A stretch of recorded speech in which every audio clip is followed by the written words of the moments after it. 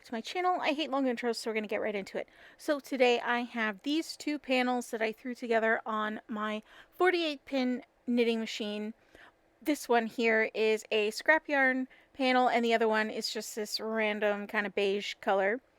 I think they call it greige. I actually just heard that color name the other day, greige. It's like a beige gray. Anyway, I have this scrap yarn panel that I threw together on my circular knitting machine. It was kind of a pain, but I am going to just close this up and then remove what they call the waste yarn. I'm not sure why they call it that, but it's just some scrap yarn that was large enough to go around my knitting machine, I think about 4 or 5 times. So I'm just going to close up this end, and then I will remove that gold waste yarn. And then I am going to sew these two panels together, and I will have a split color beanie. I've kind of been a little into split color things. I don't know why. I did just, the last couple of videos I did were the Karen upside down cake catastrophe, and now I'm just really interested in doing split color things because I find it so fascinating. But here I am going to mattress stitch these two panels together to make a single tube instead of two flat panels. They were tubes and then I squished the ends, so they are flat now. So I am going to just mattress stitch this. It is not my favorite thing. I find mattress stitching to be very tedious, and while I do like the end result, mattress stitching is not my favorite thing. So if anybody has any tips to make it more enjoyable, please let me know, because I don't have fun with it and I kind of dread it. So this project has sat around a while because I just didn't want to deal with all the stuff.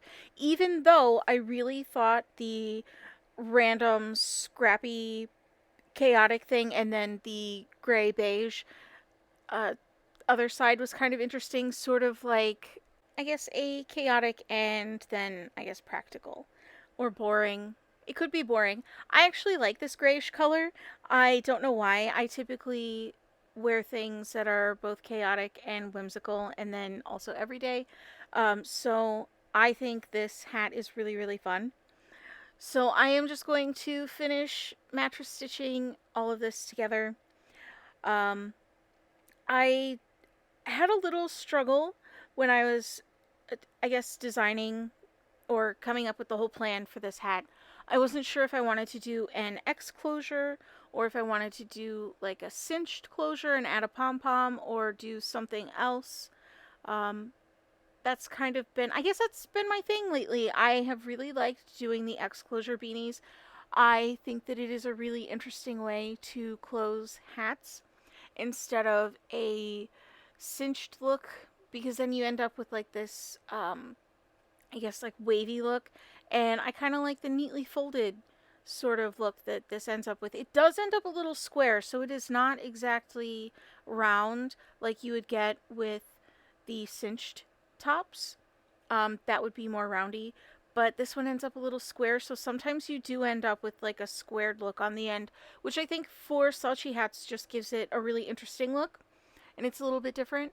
But when you're doing regular beanies kind of like this, sometimes it does look a little square, and I'm not in love with that, so maybe I'll play around with it and see if I can come up with a way to do it so it's not so squared.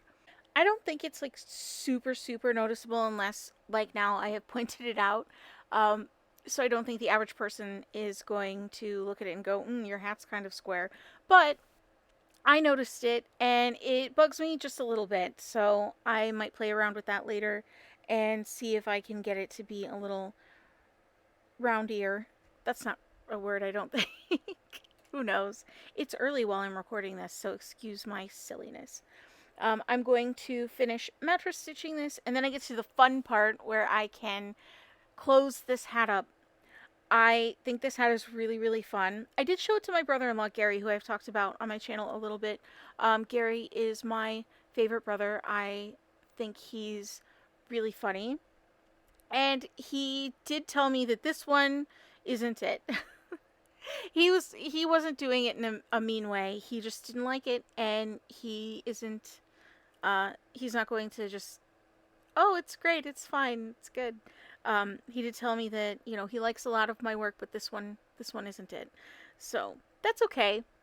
I appreciate his honesty. He told me maybe I should have done it all in chaotic instead of split color, but I like it, and I think that is something that matters when you make things. Even when someone else doesn't like the thing that you make and you like it, it's okay if someone else doesn't like it because you like it. I have also, with the last couple of hats that I made, I have had a few people, I understand why you hate this, and I still think it looks good. And that made me feel a little bit better because I think I was a little hard on myself, especially with those Karen upside down cake hats. That was terrible. It's I still have some left and I still have to figure out what to do with it because I feel like this yarn won and I need to do something with it. So I will. Um, but I think specifically as like a fiber artist or just somebody who makes art or any type of anybody who makes anything, you know, you put pieces of you in the things that you make, and sometimes it's painful when people aren't super positive about what you've made. So I get that, but I think as I've gotten older and I've been doing this for quite some time, I can kind of accept other people's feedback without feeling like I've failed. Except with the carrot upside down cakes. I really do feel like I failed that one a little bit. That yarn, maybe it wasn't really me. That yarn's just terrible, so. But back to this hat. I really like the split color thing that I did here. I would love to make more split color hats. That is something that I've got on my list of things that I would like to do. I have a lot of projects that I would like to do that I haven't. I also have a ton of scrap yarn that I need to handle and do something with because it's getting a little out of control. So if you have any scrap yarn ideas or projects that you would like to see me do, please let me know because I've got plenty of scrap yarn and I would love to do something with it. I don't know exactly what I'm planning on doing. I do a lot of plushies and a lot of hats with it.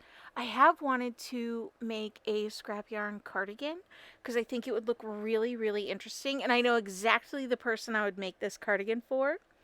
And the only lame thing about that is that person lives in a place where they probably wouldn't need a cardigan very often. But I think they would like it and they would wear it. So I would like that.